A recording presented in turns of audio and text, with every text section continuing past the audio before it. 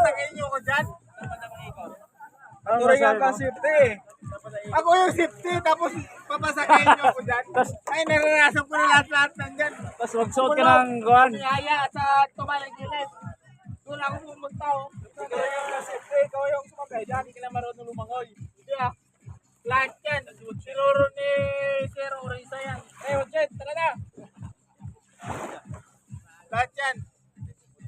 250, ginawa namin 300. Jet, Sirahin mo na. 250 kilo 300. Oo. bro.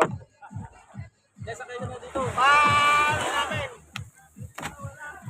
Para natin namin yung ano namin kasi siyempre may bahay doon sa may taray. Hindi mo pwede yung lalaki-laki ng mababaw.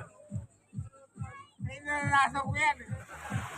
60 feet! 60 feet! 60 feet!